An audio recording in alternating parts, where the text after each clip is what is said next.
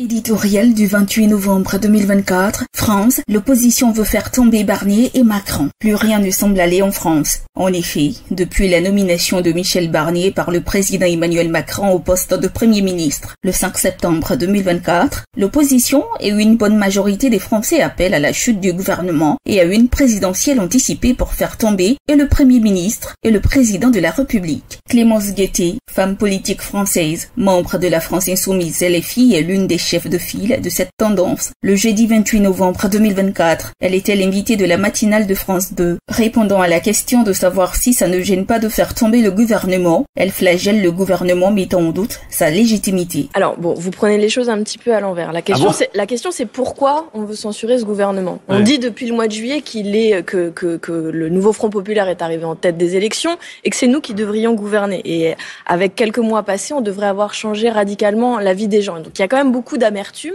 Et on dit aussi que le gouvernement Barnier est fondamentalement illégitime. Et ce qu'on voit là avec ce budget, c'est qu'il n'a pas de majorité. En discussion avec le journaliste, elle est catégorique sur le fait que le gouvernement et Macron vont tomber. Nous, on vote pas avec le Rassemblement national. Il n'empêche que ce gouvernement va tomber. Et je veux le dire, ça n'est qu'une étape.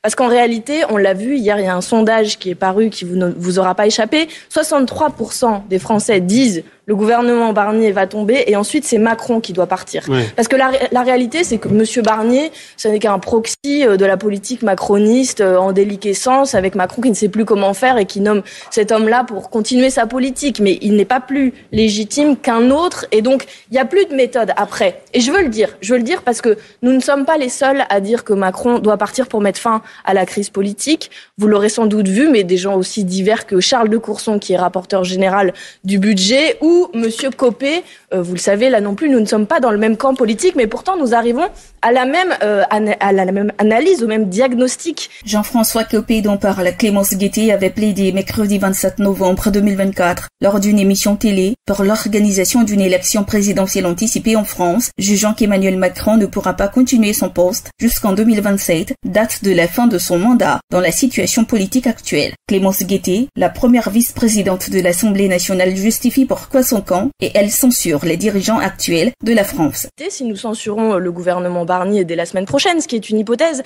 nous avons jusqu'au 31 décembre pour proposer un budget. Or, figurez-vous que le nouveau Front populaire, nous avons déjà un budget prêt puisque nous étions préparés à cet exercice, un budget à l'équilibre. Je vais même vous dire, on a des recettes supplémentaires. Et ce qu'on veut réellement, c'est changer la vie des gens. Parce que là, on nous propose un budget austéritaire, le pire que les Français aient connu depuis des années, alors que déjà ils se serrent la ceinture, que les factures d'énergie, d'électricité ont augmenté, que l'inflation a été bien présente. Donc on propose tout autre chose. On est prêt, on a jusqu'au 31 décembre pour le faire. Et je finis mon raisonnement pour que les gens n'aient pas peur. Parce qu'en fait, c'est une sorte de chantage que font les macronistes. Si jamais il n'y avait pas ce budget-là, il y aurait une loi spéciale budgétaire. Avec cette guéguerre entre le pouvoir français et l'opposition qui tente à faire tomber le gouvernement, il n'est pas exagéré de dire que la France sous Emmanuel Macron s'est africanisée.